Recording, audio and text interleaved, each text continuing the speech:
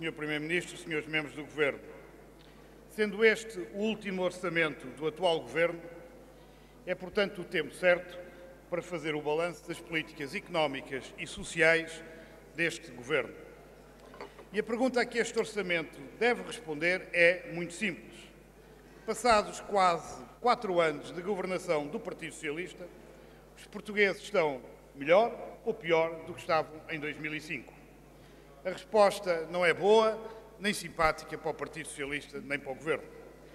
Nos últimos 4 anos, a economia não parou de divergir da média europeia. Os portugueses perderam poder de compra.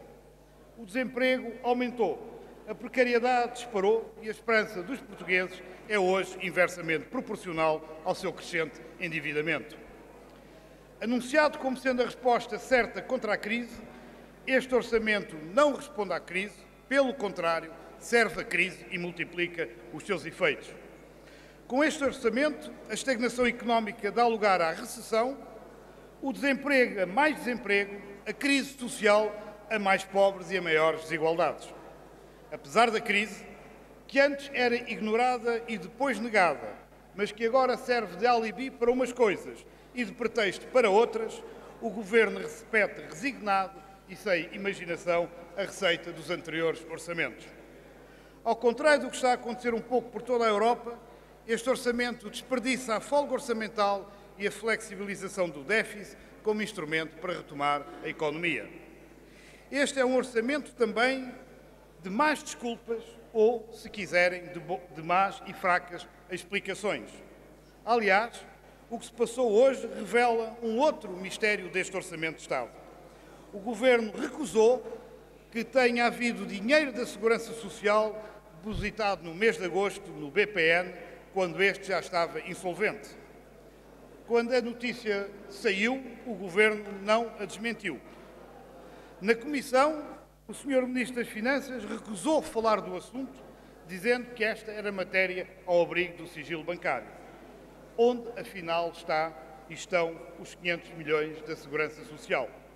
E, Sr. Primeiro-Ministro, se nos quiser dar garantias sobre este assunto, tem a obrigação de prestar uma informação completa sobre a conta corrente da Segurança Social no BPN. Se assim o fizer, ficaremos todos a saber o que se passa, afinal, com estes 500 milhões de euros. Este orçamento anuncia também novas privatizações de empresas que geram receita líquida para o Estado e cujos lucros são assim transferidos para os grandes grupos económicos. Grandes grupos económicos, por esta via, acabam por comprar ouro ao preço do latão. Alarga o negócio das parcerias público-privadas. 700 milhões de euros em 2009, um custo que cresce entre 2008 e 2009, 44%, asfixiando assim as contas do Estado durante várias décadas, com o pagamento de juros a taxas elevadíssimas, quando a emissão de dívida pública é uma solução de financiamento bem mais barata. Corta nos serviços públicos e nas funções sociais do Estado, fiel à velha máxima liberal do Estado mínimo, do Estado assistencialista, porque para servir os pobres basta um pobre Estado. O SNS vê o seu orçamento reduzido, apesar de estar carregado de dívidas e muito subfinanciado. Falta dinheiro para tudo, seja para contratar e pagar dignamente aos profissionais, seja para modernizar serviços, equipamentos e instalações. Mas, tal como a saúde, também a despesa social cresce abaixo da inflação prevista, apesar dos quase 2 milhões de pobres e do meio milhão de desempregados, um número que certamente, mesmo com previsões muito otimistas, não deixará de crescer em 2009.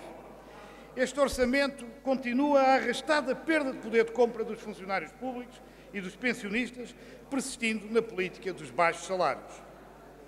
O desemprego e a diminuição do poder de compra, através do aumento dos juros e dos preços de bens e serviços de primeira necessidade ou da diminuição dos salários reais, são os principais problemas da economia nacional. Para eles, este orçamento não tem solução, nem sequer resposta. A marca da governação do Partido Socialista, este orçamento prejudica e desprotege os mais fracos e os que vivem do seu trabalho, mas beneficia e protege os mais fortes e os que vivem da exploração e da especulação. para avales e créditos à banca, que, senhoras e senhores deputados, somam cerca de 16% do produto interno bruto, para salvar bancos falidos e quem os levou à falência, para abrir novas oportunidades de negócio imobiliário e limpar os passivos bancários, o Governo não perdeu tempo a encontrar e oferecer os milhões que os banqueiros reclamavam para salvar a face, salvar a pele e, claro está, salvar o modelo do negócio. Nem o déficit, nem a dívida pública travaram esta generosidade do Governo. Mas, ao contrário, para os funcionários públicos, para os trabalhadores, para os reformados ou para, se quiserem, os serviços públicos e para o apoio e proteção social de quem mais precisa, o Governo foi bem menos generoso e no orçamento o que encontramos é poupança e atavismo social. Para o Bloco de Esquerda, o orçamento para 2009 é mais uma oportunidade perdida pelo Partido Socialista para mudar de política. Só uma nova política para responder à velha crise que não para de crescer com a nova crise. Para o Bloco de Esquerda, a prioridade está na economia orientada para as pessoas e para a coesão social. Mais emprego, melhores salários, menos juros. É por isso que o Bloco de Esquerda concentra as suas preocupações no debate deste orçamento na resposta aos problemas que afetam os portugueses: o endividamento, o desemprego e as desigualdades sociais.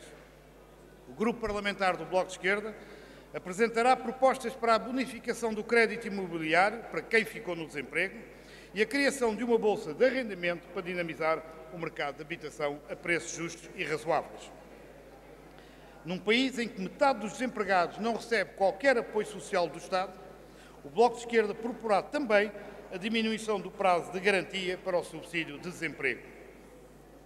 Senhoras e senhores deputados, num período de crise económica e financeira, não é justo que sejam sempre os mais fracos a pagar toda a fatura. Uma política com preocupações sociais e que responda perante as pessoas não pode deixar de convocar os mais ricos e poderosos.